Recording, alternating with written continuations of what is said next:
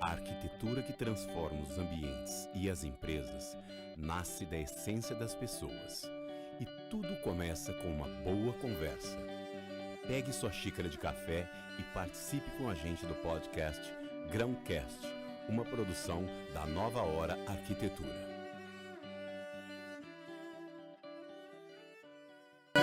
Bom dia! Vamos começar mais um podcast, mais um Grãocast, agora com essa figura querida, Toshiyuki Sakata. Seja muito bem-vindo, Sakata.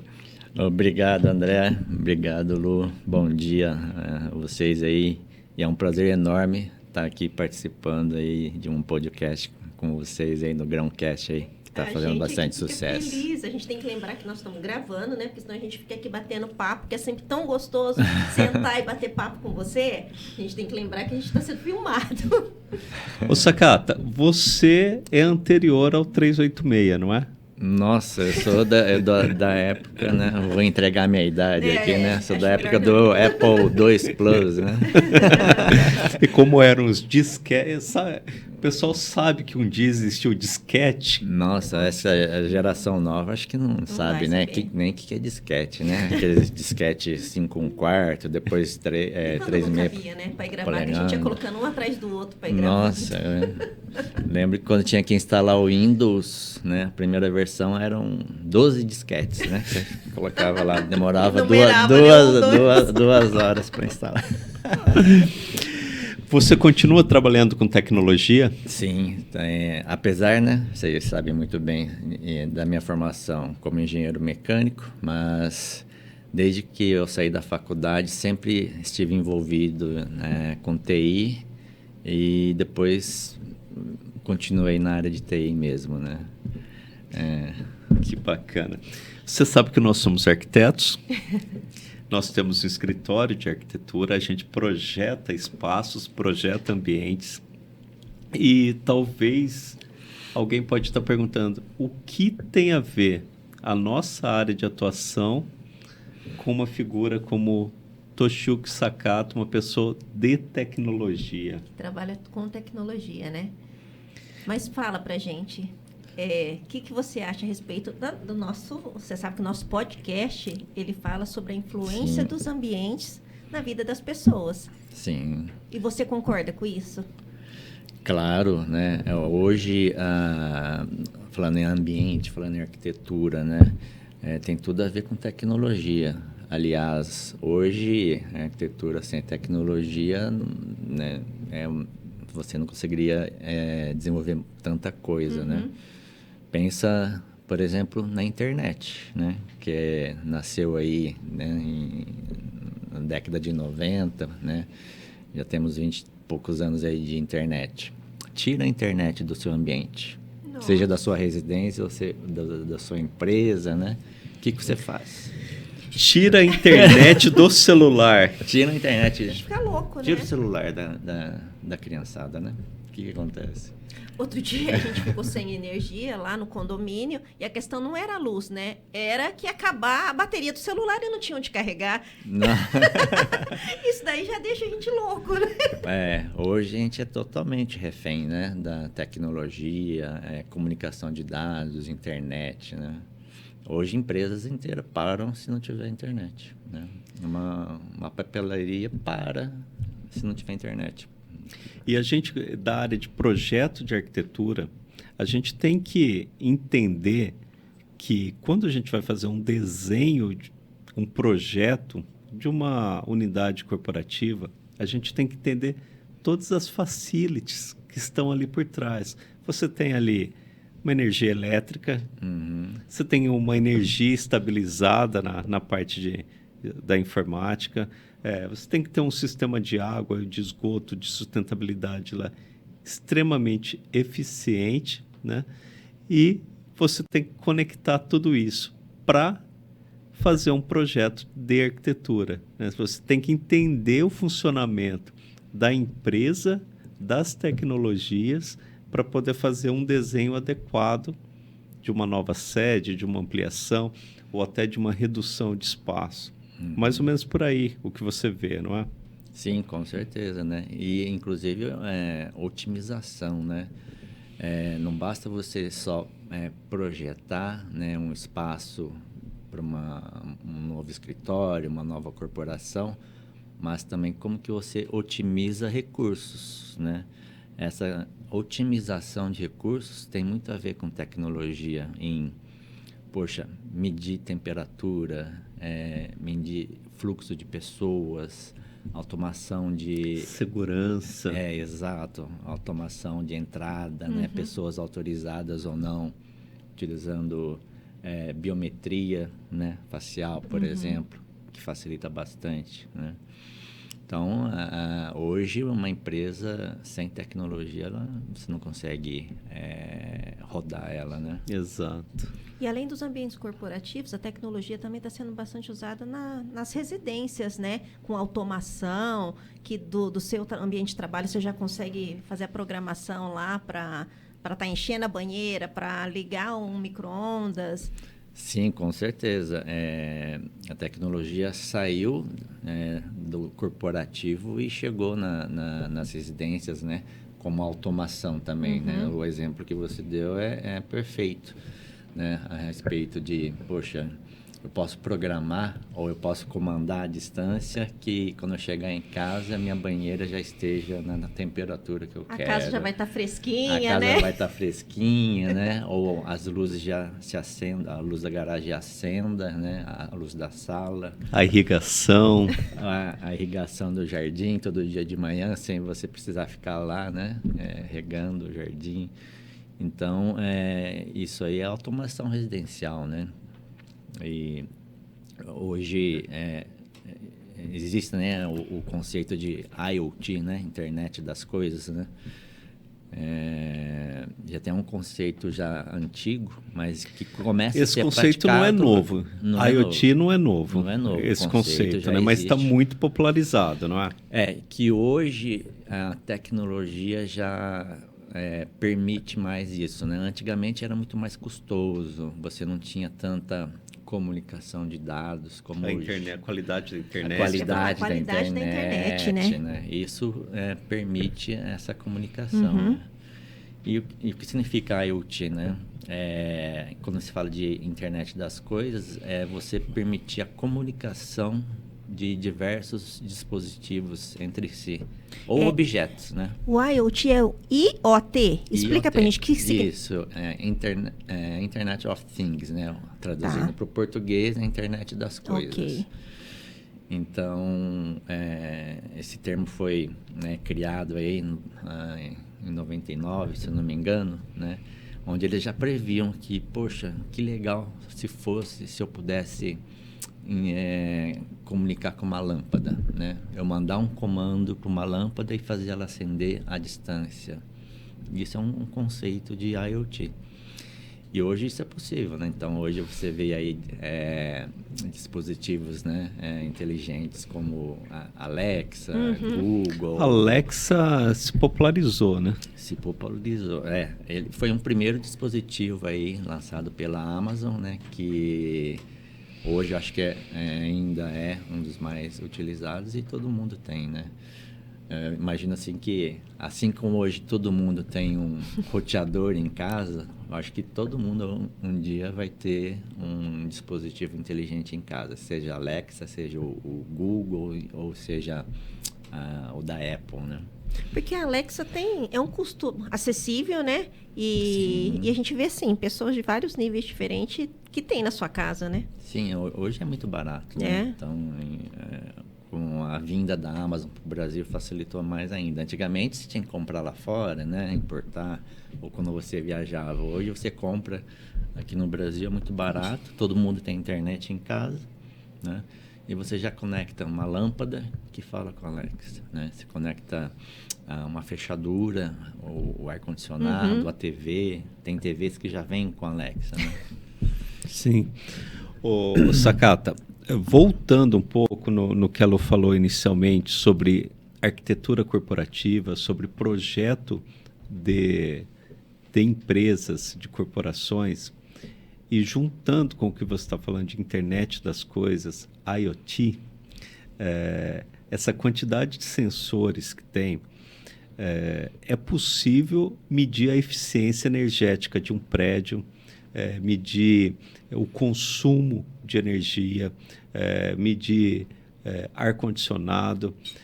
Ou seja, esses dispositivos, você consegue mapear a qualidade do projeto, mapear a qualidade do funcionamento daquela edificação e a capacidade que aquele edifício tem de gerar conexões entre as pessoas e até melhorar a produtividade das pessoas, né?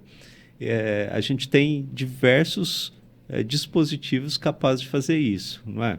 Sim, com certeza, né? Então, a partir do momento que você consegue monitorar dados de diversos sensores e dispositivos, por exemplo, a iluminação, né?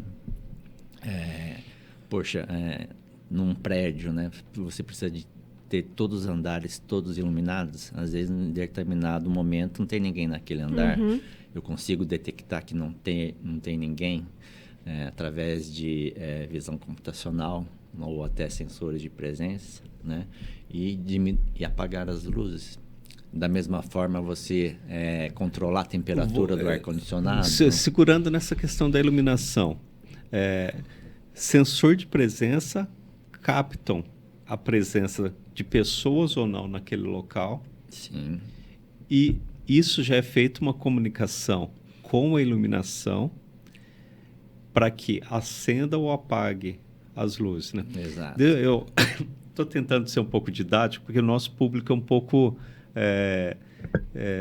de diversos assuntos, né? A gente tem um pessoal diversificado e às vezes você falando assim é muito simples para você e para nós nem é tanto assim. Mas é isso, né? Capta o sinal, a presença da pessoa. Exato. E se comunica com a lâmpada.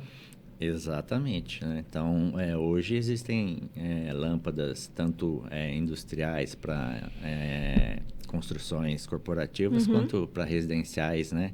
Que você já compra também, né? A lâmpada lá que você conecta no soquete.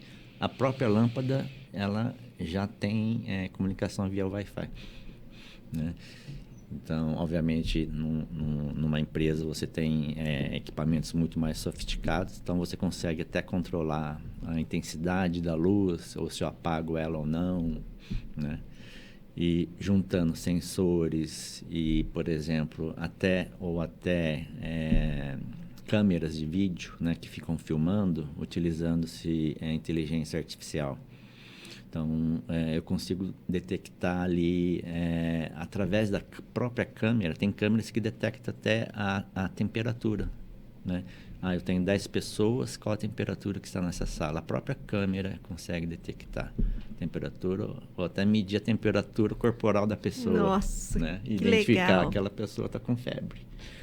Então, Porque você chega até nesse nível. Porque se tiver 10 pessoas, a temperatura é outra, né? outra. Quando só tem uma pessoa trabalhando no ambiente. Exato. Você não precisa ter tanta carga, né, de ar-condicionado com uma pessoa, né, ou 10 Muito pessoas. bom. E o que você está falando serve até para a temática de cidades inteligentes, né? Sim. Câmeras que fazem a leitura da placa do veículo, né? Então tem uma ocorrência policial, consegue mapear onde está esse carro, onde está passando, para onde vai, né? E os recursos da cidade mesmo, né? Consumo de água, de energia, produção de esgoto, produção de lixo, tal. Todas as questões começam a ser mapeadas por sensores, por câmeras, e vai te dando condição de falar em cidade inteligente. É por aí. Exatamente, né? Imagina se você consegue monitorar toda uma cidade, né? Então, inclusive, fluxo de carro, tempo de abertura de sinal, né? Às vezes, em determinado momento, você precisa que um semáforo esteja mais tempo aberto numa direção do que em outra, né? Então, se você tem uma inteligência por trás disso, você melhora bastante o fluxo.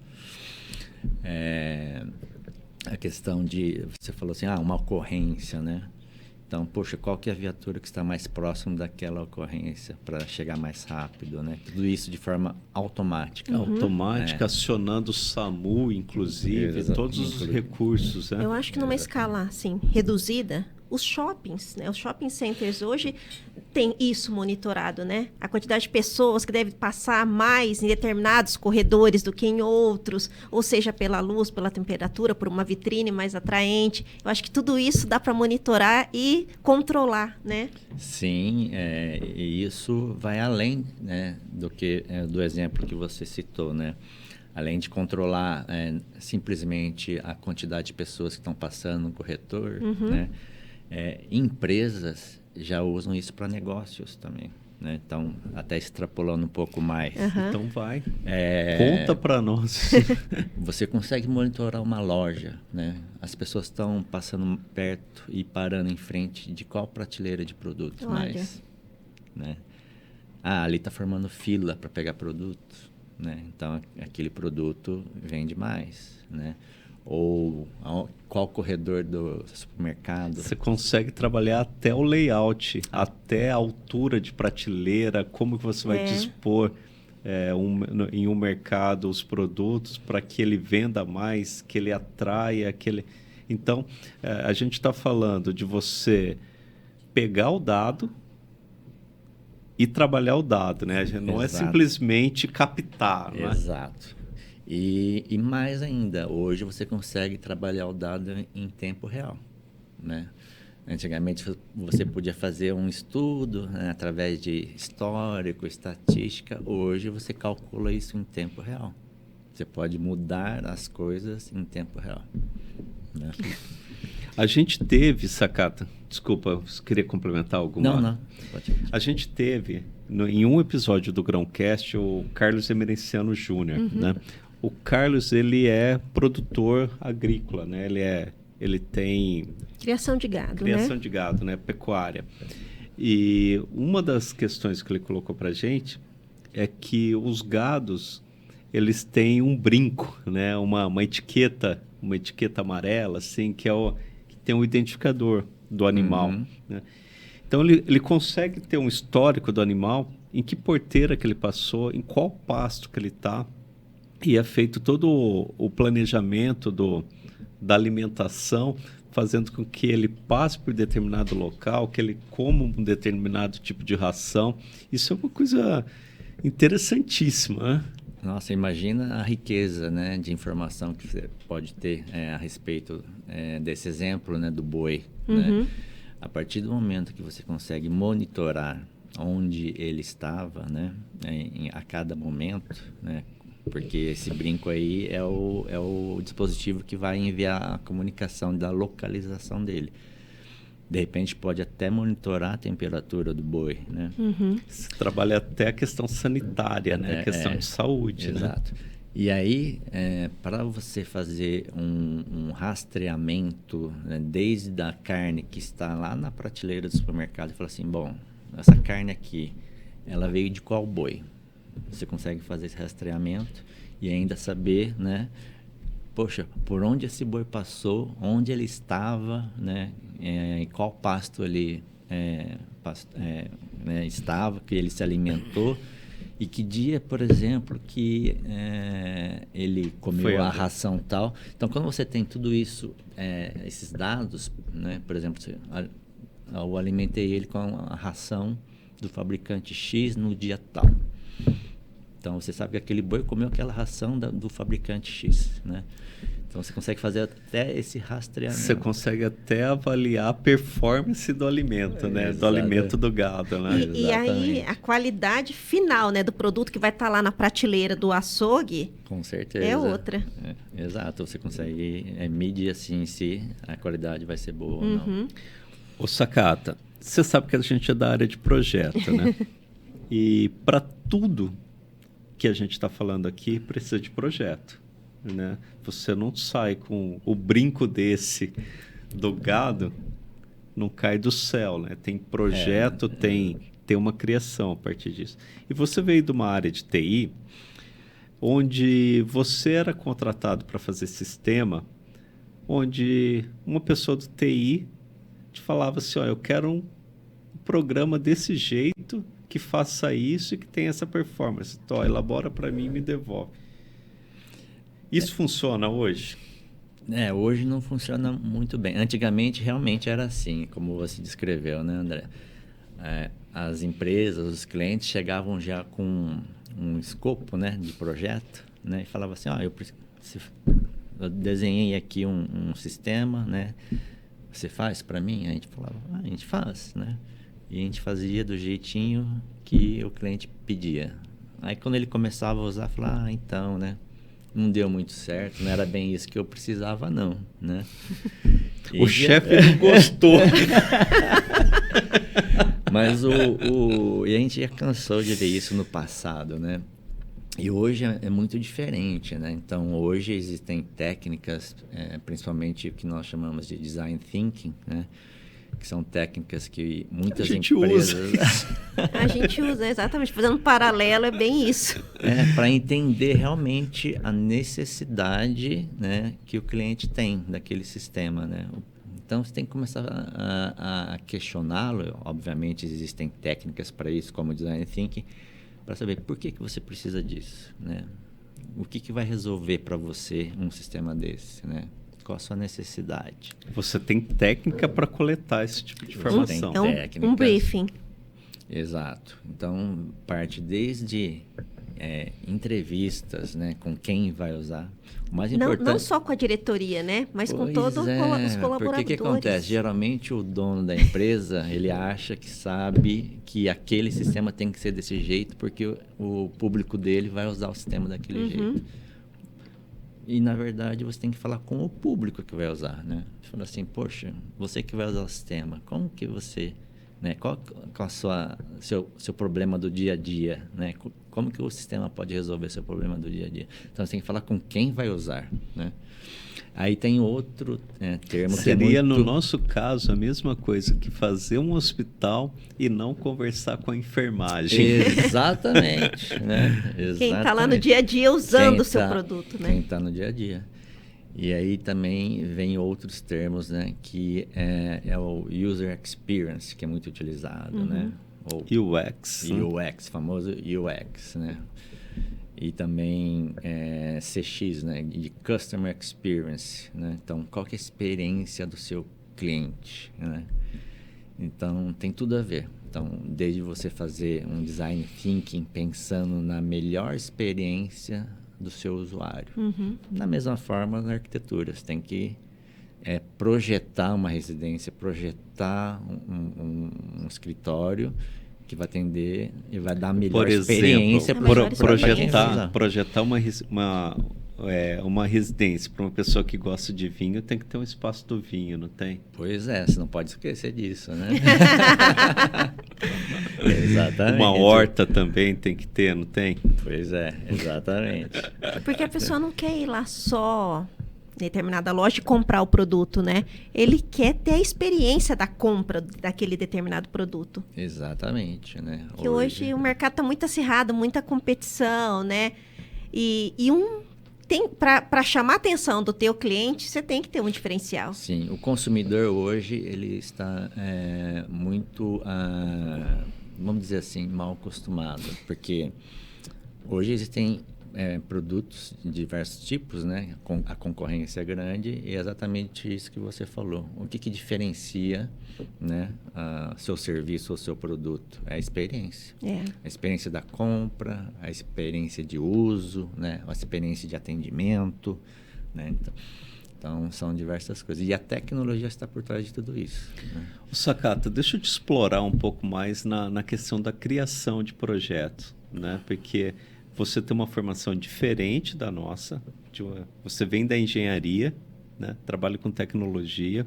A gente veio de uma escola de humanas, né?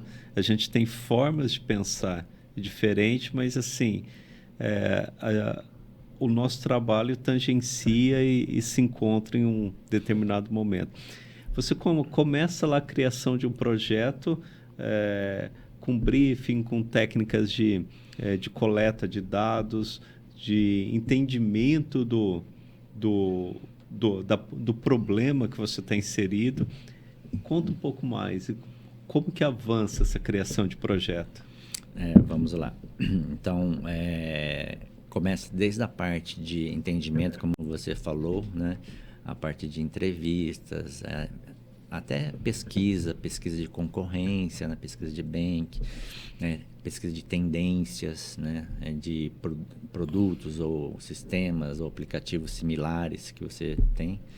Aí você traz para a mesa todas essas informações que você coletou. Aí, dentro do que a gente chama de design thinking ou processo de discovery, como o próprio nome diz, né? Descoberta, você começa a rodar workshops, né? Com seu cliente. Então, você traz aqui, ó, levantei tudo isso de informação, né? Esse aqui é o problema que a gente precisa resolver. Essas são as tendências. Aí, e coloca... Esse processo de discovery, ele é muito para o cliente entender a problemática. Para ele, na verdade, ele entender e a gente sair com uma solução, né? Do que vai resolver aquele problema, né? E é um trabalho conjunto. E é um trabalho em conjunto. E, principalmente, você tem que trazer muitas pessoas de diversas áreas do cliente para não ficar somente numa área, tá? Então, vamos supor que um projeto de sistema, geralmente todo mundo pensa, mas tem que trazer o pessoal de TI do cliente. Não, você tem que trazer da área que vai usar. A gente fala área de negócio. É o financeiro, é o marketing, é o comercial. Tem que trazer eles. Ou até operacional. Ou até operacional. Eles vão falar as dores deles, né? E a gente vai ajudar a como chegar numa solução que vai resolver aquela dor, dado esse monte de informação que a gente já levantou, né? Porque às vezes o cliente ele acha que sabe o que ele quer, né? E quando você traz à tona tudo aquilo que você identificou, levantou e pesquisou, fala, nossa, é verdade. Era desconhecido até dele, né? Já aconteceu várias vezes de clientes chegar já com uma ideia, né? A gente fala, tá, vamos fazer um discovery, vamos entender realmente, né? Se é isso que você precisa. E sai coisas totalmente diferentes do que o cliente pensava. E pensando no passado que você tinha citado antes o cliente chegava, te contratava, você só falava com o financeiro para combinar o pagamento e pronto, né? Exato. Por isso que muitas vezes não dava certo, né? Exatamente. E o cliente falava, nossa, no passado, né? Mas você me entregou aqui, mas não resolveu o meu problema. Resolveu. Né? Mas eu fiz do jeito que você pediu, né? Então começava assim. Aí ficava aquele imbróglio, né? A entrega não resolve a questão. Exato. O cliente já pagou. Você já recebeu. E o problema continua. E o problema continua. E não era aquilo que ele precisava. Agora, hoje não. Hoje a gente sempre bate na tecla, poxa, vamos fazer um discovery, vamos entender. Inclusive para validar a ideia que ele teve, né? Às vezes, sim, ele está no caminho certo e a gente vai refinando essa ideia e até testa a ideia. Então, existem técnicas de testar. Então, você pode fazer teste com usuários, né? Obviamente, não com o sistema pronto, mas com... Isso no Design Thinking fala muito de prototipagem. Prototipagem também. Muitas das vezes, quando se fala de sistemas, aplicativos, sites, né, e-commerce, a gente chega até o protótipo. Então, já é possível testar em protótipo. Então, você coloca na mão de um possível usuário e fala assim, você quer, né, navegar aqui no protótipo e ver como é que está? E aí você ainda pode ajustar o protótipo antes de mandar para desenvolvimento, né? Que no nosso caso, na arquitetura, o nosso protótipo é uma maquete 3D aí, que a gente faz um tour virtual, a gente consegue já prever o caminho do sol, onde é o norte, a gente já faz a simulação, se a casa vai fazer sombra na piscina ou não. Exatamente, perfeita comparação, Lu. Imagina se você faz a casa primeiro, manda construir, entra aí, vê se é aquilo que você estava pensando. Não era, Não então era. desmancha tudo. Imagina Não é? assim, né? Você Exatamente. faz uma piscina linda, com uma raia e tal, e aí a piscina não bate sol nunca, né? Porque... Aí fala, não, arranca a piscina daí e põe pra lá. Mob. Não move, né? Só o comando. Mesma coisa para a área de tecnologia. Então, isso traz diversos benefícios, né? De economia, principalmente, né? E ser mais assertivo. Né? Ô, Sakata, você da área de tecnologia, quando surgiu a pandemia, você assustou muito? Olha, eu acho que o mundo inteiro, né? Ninguém nunca imaginou vivenciar, né? O que a gente vivenciou.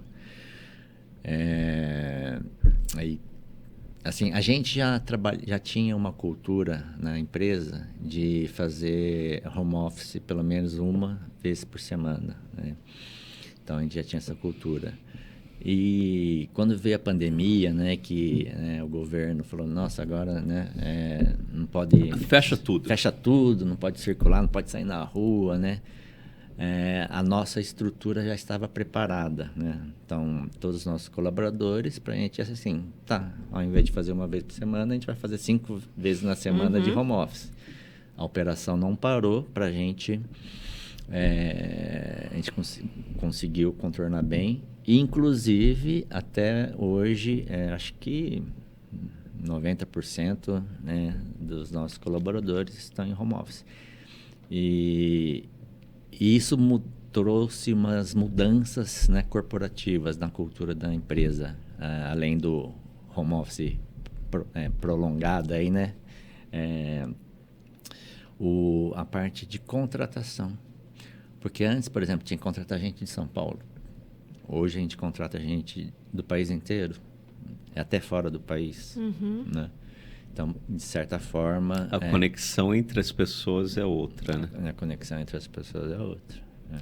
E a tua qualidade de vida melhorou? Melhorou bastante, né? Vocês sabem muito bem, né? Saí de São Paulo, fui para o interior, né? Morava em apartamento. Durante a pandemia, né? Ficava trancado no apartamento. Pegava o trânsito, né? Antes da pandemia pegava trânsito, né? Muito, né?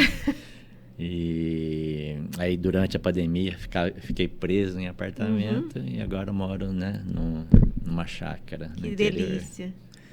E com tecnologia, né? Isso que é importante. Então, apesar de estar numa chácara e no interior, eu tenho toda a comodidade, consigo trabalhar de lá. Ô, Sakata, e você, da área que você atua, e pela quantidade de empresas que você visita e que você presta serviços, como você está vendo essa mudança no espaço corporativo das empresas? Como você está enxergando a evolução das empresas nessa... A tecnologia já existia, né? O que a gente está falando aí de conectar através de VPN, as conexões remotas, as reuniões online, as reuniões por meeting, qualquer outro aplicativo, isso já tinha e já existia, né? Mas a pandemia veio dar um soco no estômago de todo mundo, né? E as tecnologias também se desenvolveram mais ainda, né? Para oferecer uma melhor experiência ao usuário, não é? Mas, assim, isso proporcionou também uma mudança no chão de fábrica das empresas, no espaço corporativo. Como que você vê isso?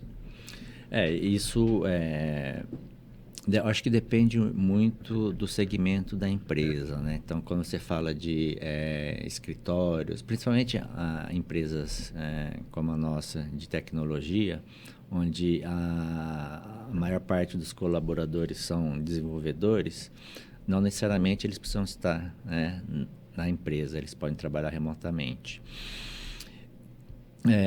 Outros segmentos, né, Você falou chão de fábrica, né? Fábrica não tem como, né?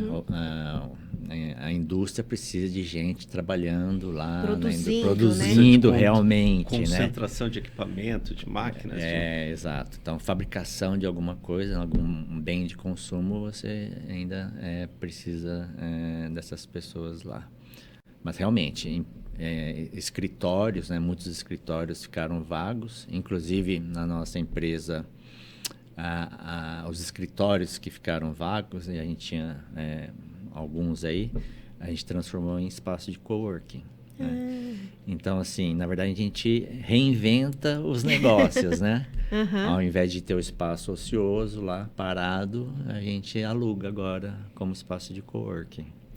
Ô, Sakata, e aí, assim, você falou que 90%, 80%, 90% da tua equipe está no home office, né? E a produtividade não caiu, o pessoal tem correspondido bem. Porque, no nosso caso, eles até gostaram. Assim, a flexibilidade de horário, de poder trabalhar em casa, de fazer a sua comida, a produtividade, no nosso caso, aumentou da nossa equipe. E no seu caso? Também, Lu. Realmente aumenta, principalmente quando a gente fala de São Paulo, né? Que antes, às vezes... Né, tinha colaborador que gastava 2 horas de casa até o trabalho. De casa até o trabalho. Depois mais 2 horas para voltar. É outro ânimo, né? A pessoa poder acordar na casa dele. Tomar o seu café tranquilo, sem se preocupar com o trânsito e ter que acordar muito cedo. Então, ele consegue dormir melhor e a produtividade é outra. Obviamente, depende muito, né, do planejamento da pessoa, saber trabalhar em casa. Não vou dizer que 100% das pessoas sabem, né? Hoje, trabalhar em home office. Mas a gente veio de uma cultura que as pessoas vão adquirindo, né, esse jeito, né, de trabalhar. E a forma de como a gente trabalha com projetos, né? Você consegue saber, né, assim, poxa, essa pessoa, ela, né, tem essa capacidade de produzir, né, isso aqui, né? Então, você já sabe, mais ou menos, que realmente ela está produzindo, né? Não está enrolando. Né? Sakata, top essa nossa conversa. Abre espaço para a gente, primeiro, entender um pouco de tecnologia, entender que no espaço que a gente está, no ambiente que a gente está, a gente não vive sem tecnologia. Exato. A gente não vive mais... já não vivia mais sem eletricidade, né? Agora não vive mais sem internet. Né? Exatamente. Hoje a internet é como se fosse energia. Né? Você pode ver, você talvez nem tenha mais telefone fixo, mas tem internet, né? Exato. O telefone fixo morreu, né? Exatamente. E... a qualidade dos espaços estão muito ligados à tecnologia, né? As facilities e cada vez mais incorporando aspectos tecnológicos. Né? E isso impacta diretamente na qualidade dos ambientes. Né? Sim, com certeza.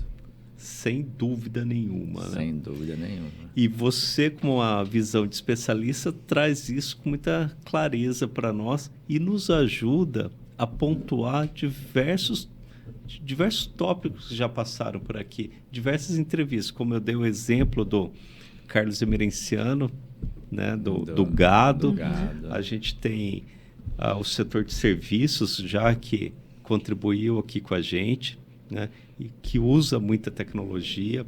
As relações econômicas necessitam da tecnologia. Então, a tua fala vai nos ajudar a pontuar e esclarecer diversas entrevistas que a gente teve aqui. E por isso te agradeço muito a tua participação. Imagina, eu que agradeço esse convite. É um prazer enorme aqui de bater esse papo, trocar ideias e sempre estarei aí à disposição. Nossa, foi muito bom. Essa troca de conhecimento, né? A gente só tem que agradecer. Obrigada, Sakata. Eu que agradeço. E um brinde final para a gente se despedir. Valeu, Toshi.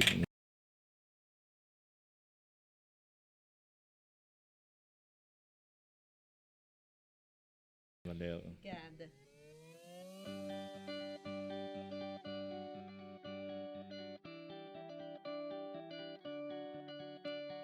A arquitetura que transforma os ambientes e as empresas nasce da essência das pessoas. E tudo começa com uma boa conversa. Pegue sua xícara de café e participe com a gente do podcast Grãocast, uma produção da Nova Hora Arquitetura.